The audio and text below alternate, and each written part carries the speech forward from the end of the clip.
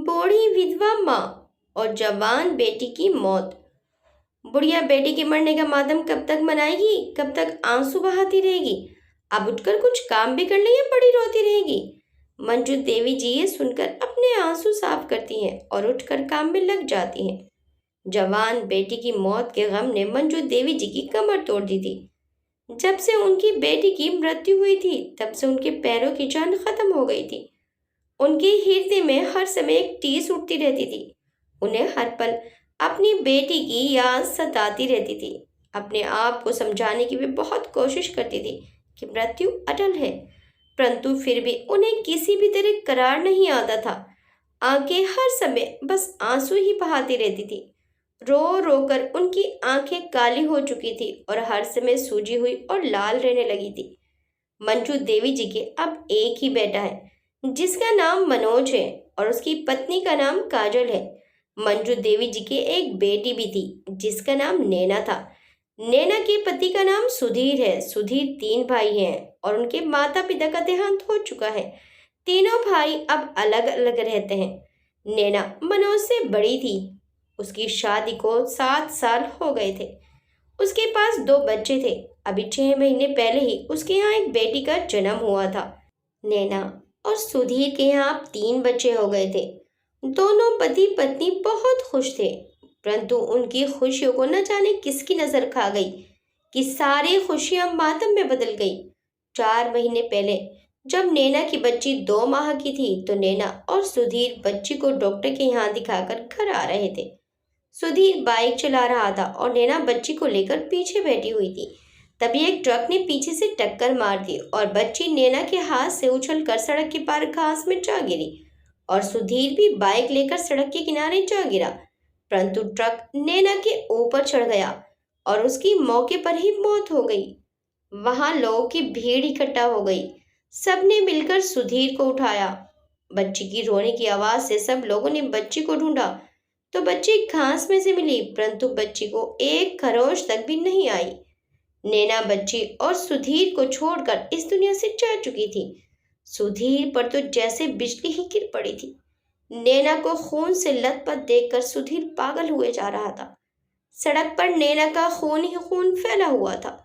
लोग उसकी बच्ची को संभाले हुए थे। सुधीर नैना को देखकर दहाड़े मार मार कर रो रहा था। उसके हाथ पैर काम नहीं कर रहे थे। उसके होशो हवास खराब हो चुके थे। सुधीर जोर जोर से चिल्ला रहा था, कोई मेरी नैना को उठाओ, कोई मेरी मदद करो। नैना नैना, आंखें खोलो नैना नैना। कुछ अच्छे लोग भीड़ में से निकलकर उसकी मदद के लिए आगे आए। उन लोगों ने उसे दिलासा दिया और 100 नंबर पर और एम्बुलेंस को फोन किया और सुधीर से भी घर फोन करने के लिए कहा। सुधीर ने रोते रोते कांपते हाथों से जैसे तैसे करके अपने घर और अपनी सास को फोन किया। सुधीर ने अपनी बच्ची को गोद में ले लिया और अपनी बच्ची को गोद में लेकर दहाड़े मार मार कर रोता रहा। उसे ऐसे रोता देखकर हर किसी का कलेजा फटा जा रहा था। हर किसी की आंखों में आंसू आ रहे थे। जमीन और आसमान भी इस हृदय विदारक घटना पर आंसू बहा रहे थे। एक छोटी सी दूध मुही बच्ची से एक पल में ही उसकी माँ हमेशा के लिए छिन गई थी। सुधीर की हंसती खेलती दुनिया उजड़ गई थी। खबर मिलते ही मौके पर सुधीर के भाई भी आ गए थे। सबने सुधीर और बच्ची को संभाला। एम्बुलेंस आई और नैना और सुधीर को लेकर हॉस्पिटल चली गई और बाकी सब पीछे पीछे हॉस्पिटल पहुंच गए। सुधीर के हाथों और पैरों में भी अच्छी खासी चोट थी, पर वे नैना के सदमे में अपनी चोट भूल गया था। नैना में अब कुछ भी नहीं बचा था। अब उसे पोस्टमार्टम के लिए भेज दिया गया और सुधीर का हॉस्पिटल में ट्रीटमेंट कर दिया गया। अगले दिन नैना की बॉडी मिल गई और उसे घर लाया गया। जब उसे घर लाया गया तो घर में मातम बन गया। हर ओर चीख पुकार मच गई। घर में एक कदम भी रखने की जगह नहीं थी। पूरा घर आदमी, औरतों और बच्चों से भरा हुआ था। हर कोई उन 3 मासूम बच्चों को देख देख कर रोए जा रहा था। नैना की माँ मंजू देवी जी और भाई भाभी भी सुधीर के घर पहुंच चुके थे और अपनी बेटी को इस हालत में देखकर उनका कलेजा फटा जा रहा था। जिस माँ की एक ही बेटी हो, वे भी अपने छोटे छोटे मासूम बच्चों को छोड़कर इस दुनिया से चली जाए, उस माँ के दिल पर क्या गुजरेगी? ये तो बस एक माँ ही समझ सकती है। मंजू देवी जी अपनी बेटी के शव के पास बैठी हुई दहाड़े मार मार कर रो रही थी। अभी 1 साल पहले ही तो उनके पति का देहांत हुआ था और आज उनकी बेटी भी उन्हें छोड़कर चली गई थी। यह सदमा उनसे बर्दाश्त नहीं हो पा रहा था। इस बुढ़ापे में ये दिन भी देखना पड़ेगा, उन्होंने कभी सपने में भी नहीं सोचा था। जवान बेटी के शव को देख देख कर उनके हृदय से दर्द की तेज लहरें निकल रही थी। आंसू रुकने का नाम ही नहीं ले रहे थे। मेरी बच्ची, हाय तू कैसे चली गई मुझे छोड़कर, अपने बच्चों को छोड़कर। कोई मेरी बेटी को वापस ला दो, मुझसे मेरा सब कुछ ले लो, पर मेरी बेटी को वापस ला दो। तेरे बदले मैं मर जाती मेरी बच्ची। ये कह कह कर मंजू देवी जी चीख मार मार कर रो रही थी। शव के एक तरफ मंजू देवी जी बैठी थी और दूसरी तरफ सुधीर बैठा था। दोनों ही गम से निढाल बस रोए जा रहे थे। फिर मंजू की देह को लेने के लिए लोग आ गए। जब सब लोग देह को उठाने लगे तो उसे छोड़ने के लिए दोनों तैयार ही नहीं थे। बड़ी मुश्किल से लोगों ने दोनों को पकड़ा और मंजू की देह को क्रियाक्रम के लिए ले जाया गया। उसका क्रियाक्रम कर दिया गया और पीछे रह गए उसके रोते 3 मासूम बच्चे, सुधीर और बूढ़ी माँ। मंजू देवी जी 1 महीने तक अपनी बेटी के घर रही।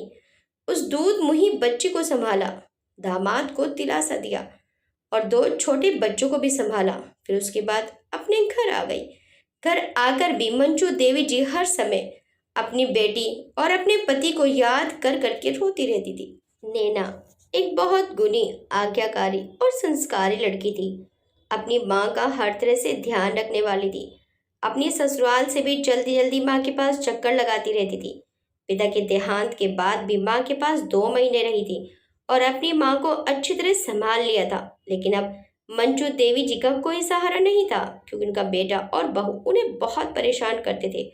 और जब से नैना की मृत्यु हुई थी तब से तो बहू मंजू देवी जी को बहुत ज्यादा परेशान करने लगी थी।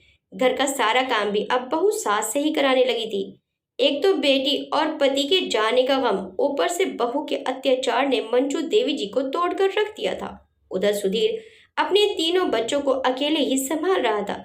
सुधीर की घर के बाहर ही किराना की दुकान थी। वह अपने 3 बच्चों को भी देखता था और दुकान को भी देखता था। नैना के सामने उसने कभी खाना नहीं बनाया था, ना ही वे कभी कोई घर का काम करता था। परंतु नैना के जाने के बाद अब घर का सारा काम भी सुधीर को ही करना पड़ता था और खाना भी सुधीर को ही बनाना पड़ता था। धीरे धीरे करके अब उससे अच्छा खाना बनाना भी आ गया था। एक दिन सुधीर अपनी सास का हालचाल जानने के लिए अपने 3 बच्चों को लेकर ससुराल पहुंच जाता है। प्रणाम माँ, कैसी हैं आप? सुधीर अपनी सास के चरण स्पर्श करता है। मैं ठीक हूँ बेटा, तुम सुनाओ, सब कुशल मंगल है ना? मंजू देवी जी जमाई को अचानक देखकर चौंक जाती हैं। हाँ माँ, सब ठीक है। आपसे मिलने का मन था और बच्चे भी जिद कर बैठे थे, नानी के जाना है, नानी के जाना है। रट लगाए हुए थे तो बस ले आया। आ जाओ मेरे बच्चों, मेरे राज दुलारो। मंजू देवी जी अपने नाती नातिन को अपने पास बिठाती हैं और 6 महीने की नातिन को गोद में ले लेती हैं और उनकी आंखों से आंसू बहने लगते हैं। बच्चों को देखते ही बेटी की तस्वीर उनकी आंखों के सामने उभर आई। नानी, आप रो क्यों रही हैं? क्या आपको मम्मा याद आ रही है? सुधीर के बेटे और बेटी ने अपनी नानी से कहा तो नानी और ज्यादा रोने लगी। तो सुधीर के बेटे और बेटी ने अपने नन्हे हाथों से उनके आंसू साफ किए तो सुधीर की आंखों में भी आंसू आ गए। तभी काजल आई, सुधीर को नमन किया और अपनी सास को बोली, माँ जी आप जरा किचन में आ जाइए। मंजू देवी जी अपनी नातिन को सुधीर को दे देती हैं और बच्चों को बैठाकर खड़ी हो जाती हैं और किचन में चली जाती हैं। यह क्यों आए हैं अपने बच्चों को लेकर? इनकी ही कमी थी बस, पहले ही बता दे रही हूँ, एक काम को हाथ नहीं लगाऊंगी। यह रहा चूल्हा, खुद बनाओ और अपने जमाई को खुद खिलाओ। बहू, मैंने तो अभी तक तुझे बोला ही नहीं है कि तू बनाकर खिला, मैं तो खुद बनाने वाली थी। ज्यादा चपट चपट मत कर, नहीं तो हाथ उठ जाएगा मेरा तेरे जमाई के सामने ही। बहू ने मंजू देवी जी को क्रोधित होते हुए अपशब्द बोले और किचन से बाहर आ गई और अपने कमरे में जा घुसी। कमरे में जाकर देखा सुधीर के बच्चे खेल रहे थे तो उन्हें डांट कर अपने कमरे से भगा दिया। पापा, मामी अच्छी नहीं है, हमें डांटती है और कमरे से बाहर निकाल दिया। बच्चे सुधीर से आकर कहते हैं तो सुधीर कहता है कोई बात नहीं बेटा, उन्हें सिर दर्द है इसलिए आपको बाहर भेज दिया। सुधीर अपने बच्चों को झूठी तसल्ली देता है। बच्चे फिर से खेल में लग जाते हैं। सुधीर अपनी बेटी को थामे बैठा रहा। वे काजल का व्यवहार भी देख रहा था। जब बच्ची सो गई तो सुधीर ने उसे आराम से लिटाया और किचन में चला गया। किचन में जाते ही सुधीर की आंखों में आंसू आ गए। उसकी बूढ़ी सास नीचे बैठी हुई आटा गूंथ रही है क्योंकि उनसे खड़े होकर आटा नहीं गूंथा जाता था। एक तरफ गैस पर कढ़ाई चढ़ा हुआ है और दूसरी तरफ आलू पनीर। सिंक में बर्तनों का ढेर पड़ा हुआ है। बूढ़ी औरत पर इतने काम का दबाव देखकर सुधीर अपने आंसू नहीं रोक पाया। अरे बेटा, तुम यहाँ क्यों आ गए? बच्ची का ध्यान रखो, उसे अकेला मत छोड़ो। वो तो सो गई है माँ जी, अब काफी देर सोएगी, आप खड़ी हो जाइए। हाँ बेटा, बस गूंथ लिया। मंजू देवी जी खड़ी हुई तो उन्हें चक्कर आ गए क्योंकि उनकी तबीयत भी ठीक नहीं थी। सुधीर ने उन्हें थाम लिया और बाहर लाकर बैठा दिया और बोला, माँ जी आप बच्ची का ख्याल रखिए, बस मैं आता हूँ अभी। सुधीर किचन में आया और कढ़ाई में पूरी डालना शुरू कर दी। इधर आलू पनीर भी बनकर तैयार हो गया था। पूरियां भी बन गई। फिर जल्दी जल्दी सुधीर ने बर्तन धो डाले क्योंकि सुधीर को घर के काम करने की अच्छे से आदत हो चुकी थी। नैना के जाने के बाद सुधीर ने अपना घर, अपनी दुकान, अपने बच्चों को बहुत अच्छे से संभाल लिया था। उसने फटाफट सब काम कर डाले। इस बीच मंजू देवी जी बार बार किचन में आती रही। उन्हें जमाई से काम कराते हुए बहुत ज्यादा शर्म आ रही थी। बच्ची भी उठ गई। मंजू देवी जी दूध लेने के लिए किचन में आई और बोली, बेटा सुधीर काम हो गया, अब तो सब, बस अब बच्ची को दूध पिला दो ले जाकर। जी माँ जी, बस जा रहा हूँ। मंजू देवी जी ने उसे दूध गर्म करके फीडर दे दिया तो सुधीर ने अपनी बच्ची को दूध पिलाया। तभी उसके दोनों बच्चे भी बोल पड़े, पापा भूख लगी है। हाँ बेटा, खाना तैयार है, बस ला ही रहा हूँ, आ जाओ बच्चों, मैंने खाना लगा दिया है। मंजू देवी जी ने बच्चों को आवाज लगा दी तो उनकी आवाज काजल के कानों में भी पड़ गई। वे खड़ी हुई और किचन में आई और अपने लिए थाल सजाने लगी। तभी मंजू देवी जी आई। उन्होंने देखा पर कुछ नहीं कहा। जब वे अपने कमरे में जा रही थी तो सुधीर की नजर काजल की थाली पर पड़ी तो सुधीर को बड़ा आश्चर्य हुआ कि एक काम को हाथ नहीं लगाया और खाना बनते ही खाने ले गई। लेकिन कह भी क्या सकता था, यह उसका ससुराल था और वे उसके साले की पत्नी थी, तो बस खामोश रह गया। सुधीर, मंजू देवी जी और बच्चों ने मिलकर खाना खाया तो मंजू देवी जी बर्तन समेटने लगी, लेकिन सुधीर ने उनके हाथ से बर्तन ले लिए और खुद बर्तन रख कर आया। फिर बच्ची को अपनी सास को थमाकर बर्तन धोए। उसके बाद वे अपने बच्चों और अपनी सास को लेकर डॉक्टर के लेकर गया। मंजू देवी जी का बीपी बढ़ा हुआ था और हल्का बुखार भी था। सुधीर ने डॉक्टर से दवाई वगैरह ली और घर वापस आ गए। तब तक मनोज भी नौकरी से आ गया था। उसने अपने जीजा जी को देखा, नमन किया और कमरे में जा घुसा। सुधीर को मनोज पर भी बड़ा आश्चर्य हुआ। वह सास के कमरे में गया और अपनी सास को लेटा दिया, उन्हें दवाई दी, बच्चों को भी सुला दिया, खुद भी लेटने ही वाला था। तभी मनोज आया और अपनी माँ को उठाने लगा। माँ उठो जरा, मुझे पूरियां बना कर दे दो। लेकिन मनोज, माँ की तबीयत ठीक नहीं है, अभी दवाई दिला कर लाया हूँ, सुधीर ने कहा। तो मनोज बोला, अरे कोई नहीं, इनकी तबीयत तो ऐसी ही रहती है, बना देंगी। बेटा काजल से बनवा ले अभी, मंजू देवी जी ने तभी आवाज में कहा। तो मनोज बोला, उसके सिर में दर्द है, उसकी आंख लगी हुई है, आप ही बना दो, मुझे बहुत तेज भूख लगी है।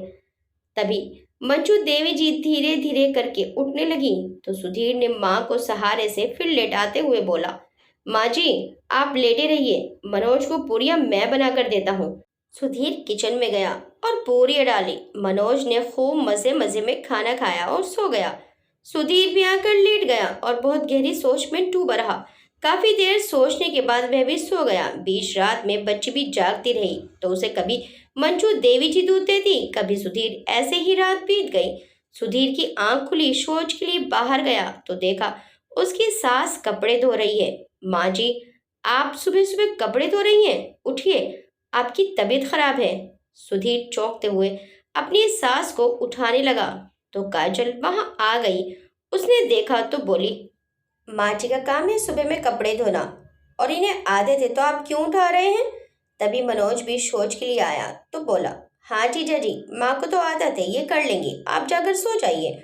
सुधीर को बहुत गुस्सा आया। उसने हाथ पकड़कर अपनी सास को उठाया और कमरे में ले गया। ये देख मनोज और काजल गुस्से से लाल पीले हो गए और मंजू देवी जी के कमरे में जाकर सुधीर को अपशब्द बोलने लगे। मंजू देवी जी ने मना किया तो उनके साथ भी बदतमीजी से पेश आने लगे। बात हद से ज्यादा आगे बढ़ गई। मनोज ने सुधीर पर हाथ उठा दिया तो मंजू देवी जी ने मनोज पर भी हाथ उठा दिया।